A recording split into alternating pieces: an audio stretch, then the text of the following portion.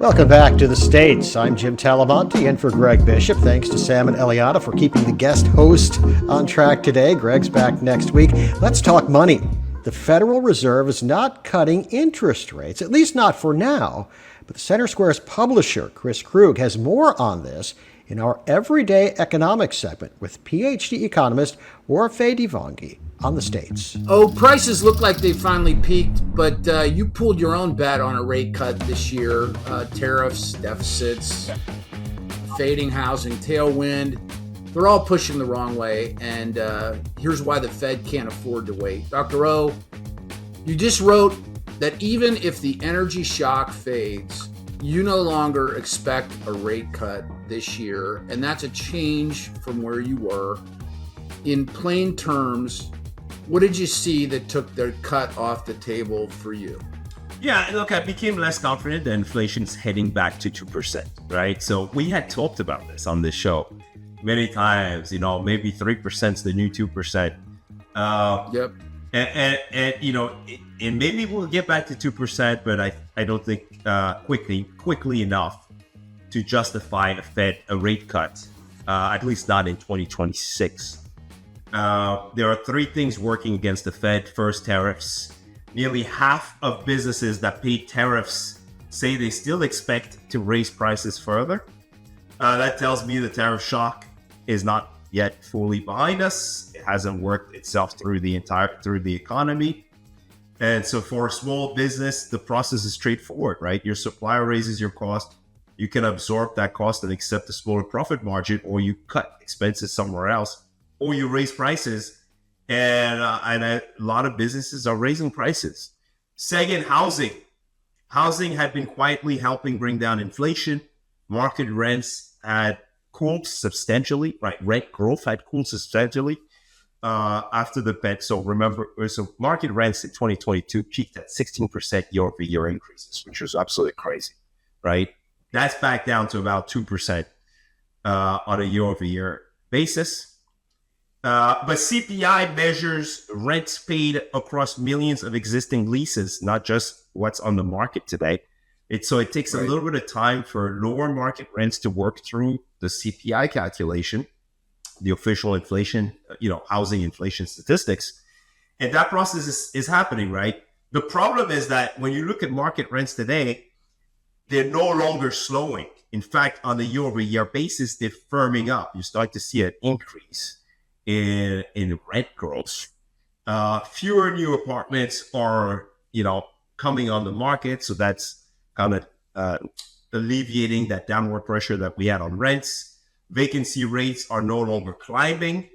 And so that means rent growth is going to accelerate. And if rent growth begins to accelerate, then we're not going to see more disinflation in the CPI. Third, fiscal policy. I think that's the part that I think people don't pay enough attention to. The federal government continues to run larger and larger deficits that will support demand, right? Government spending supports aggregate demand. At the same time as the Fed may be trying to kind of keep demand in check because of the inflation at 4% right now. So I no longer think the Fed will have enough confidence in the inflation outlook to cut rates in 2026, right? For the reasons that I highlighted. Of course, there's one more reason that you might hear about in the news, the AI spending. All of that spending is fueling the demand side of the economy. So there is a divide inside of the Fed, right? I mean, there's 9 who have indicated that they'd like a hike before the end of the year. That's half the committee, leaning that way. And then the other half of the committee, is maybe signaling like too soon to tell. June hiring came in at just 57,000 jobs. That's half of what it was, the prior month.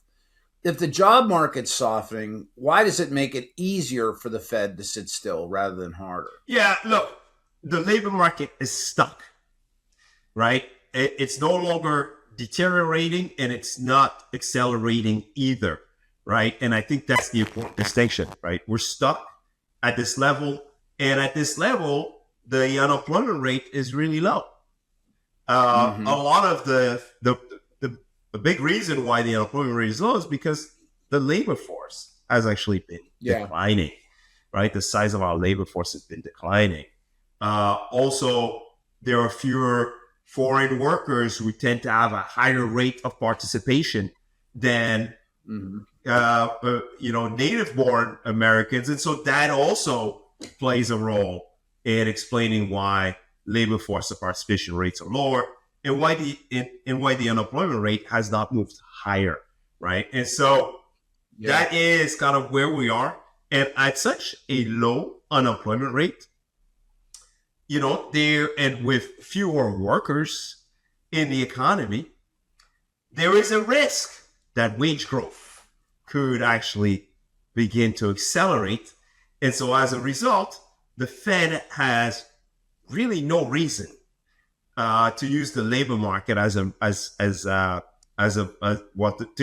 Fed shouldn't use the labor market as a reason to cut interest rates. The labor market is tight and could get tighter, not because businesses are hiring in droves, but because there's just not enough workers in this economy, and our labor force is shrinking. So that is the reason why we can't use the labor market. In fact, most FOMC members are now somewhat focused on the inflation picture. The focus is shifted to inflation. Is inflation going to come down, given all the forces that I just highlighted earlier? Yeah, we've got CPI. We're taping this on Monday. We have CPI coming out on Tuesday, so we'll talk about that in a bit. So let me close with this question. So if the path back to 2% just got longer and a little bumpier, call it living with 3% for a while, if we can get to 3%, what does that actually cost a regular family that's been waiting for rates to come down? Yeah, it means interest rates remain elevated. Right. It means basically, your credit card rates are not going to come down. Mortgage rates are not going to come down.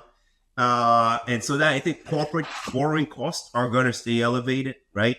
If you need a loan to finance a business or business activity, well, that rate is going to stay elevated.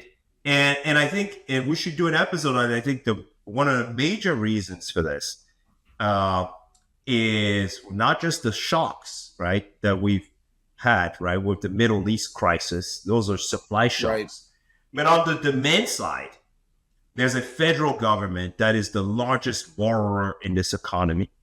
And that federal government finances deficits by issuing treasury debt. And, as the demand, as all of that supply of debt increases, and investors are not able to absorb all that debt, right? Interest rates go up, right? The yields on treasuries go up, and those yields, right? The 10-year treasury yield, which most people refer to as the benchmark treasury yield, is ultimately moving all these other interest rates higher. And we will do a deep dive on the mechanisms and how government spending or government deficits ultimately hurt your pocketbook in another episode of Everyday. I appreciate it. Yeah, thanks as always, Dr. O. That's Everyday Economics, part of the States, the Center Square's daily news magazine on YouTube and streaming across all platforms.